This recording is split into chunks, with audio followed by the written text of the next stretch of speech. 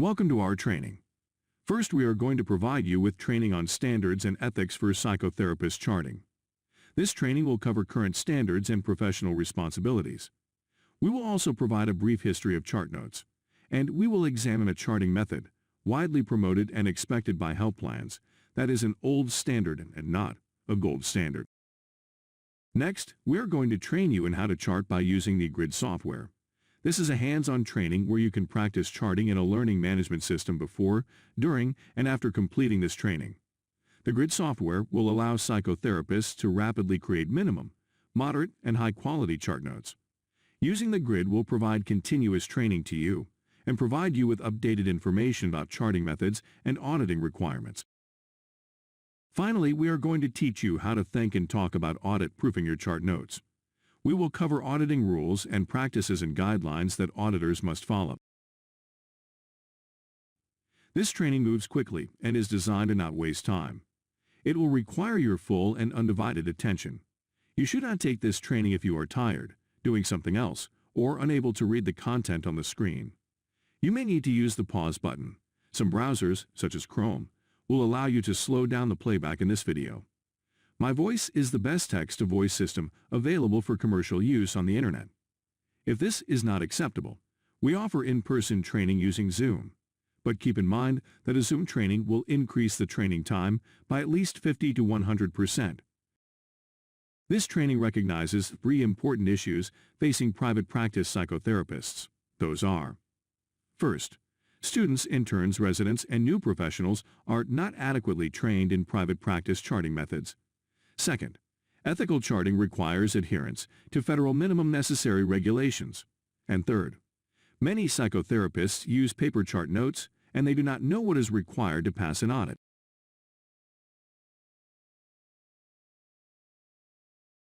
To get started, we want to ask you some questions as part of a psychotherapist risk assessment. Then we want to show you some examples of psychotherapist emails pertaining to record requests and auditing. Here is a potentially difficult question. What percentage of your patient records would not pass an audit? This is a really important question. Let me guess.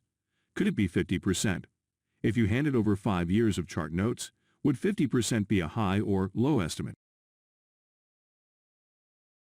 Now, ask yourself this. What percentage of my patient records do not have a formal written treatment plan?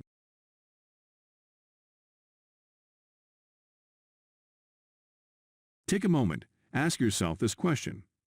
What is required in a chart note when you submit a claim to a health plan payer? By required, I mean what you must document so you are not accused of committing fraud. The following is a question that you might find surprising. What is unethical conduct? The answer, if you ask any qualified attorney, is this. Practically speaking, anything board members determine is unethical. Now consider this. How much time is required to create 30 low-quality chart notes? In talking with colleagues about how they have been charting, we estimate that it takes about 20 minutes to create a conventional written treatment plan, about 5 to 10 minutes a chart note, and about 10 minutes per treatment plan revision. So it can take nearly 4 to 5 hours to create 30 low-quality chart notes. But that clinical record may not, and probably will not, pass an audit or a licensing board investigation. How much time is required to create 30 high-quality chart notes? We estimate that in order to create 30 high-quality notes, using most EHR could take as much as 8 to 9 hours. We believe this is why so many therapists use paper notes. They can chart during the session and quickly edit their note at a later time. The following are 4 true stories about record requests and auditing.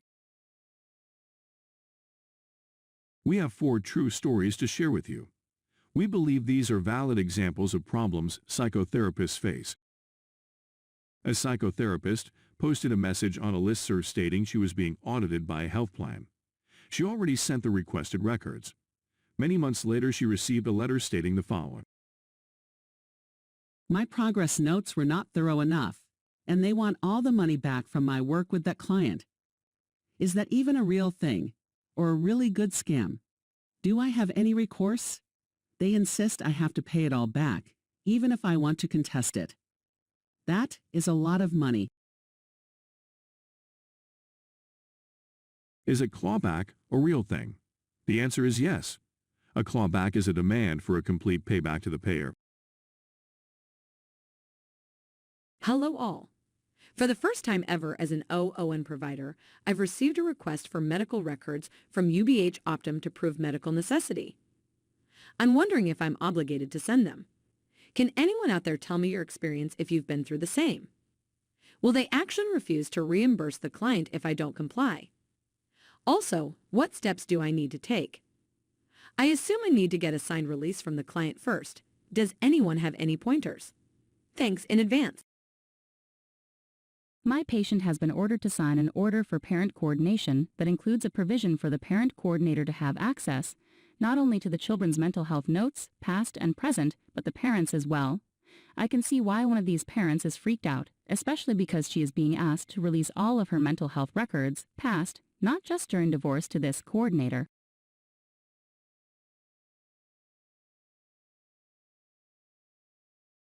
We will now present a brief overview of auditing issues and concerns.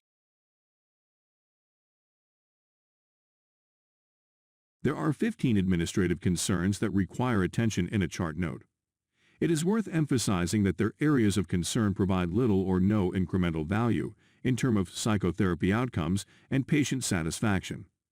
These areas of concern in audit are patient's name, date of birth, date of service, time of service, the amount of time provided, diagnosis, CPT codes, informed consent, hypnosis, provisional signature, a final signature and date, claim submission and billing requirements, contractual requirements, legal requirements, and finally, ethical requirements. What rationales can lead to payers' demand for repayment, that is, of clawback? Here are 9 reasons.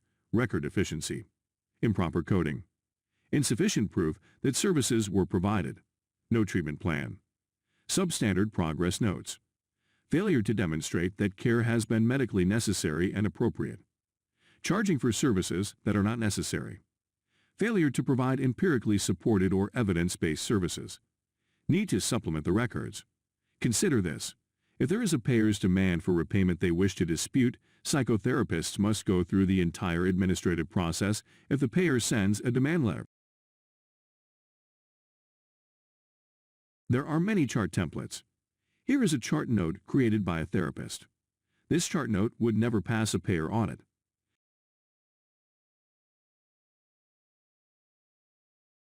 In the case of the chart note we just presented, what is your ethical responsibility if you discover that you have not addressed the criteria and considerations set forth in your contracts, state laws, and federal laws and regulations? First, get legal advice. Second, rectify errors and omissions. And third, mitigate harm. In general, what triggers an audit?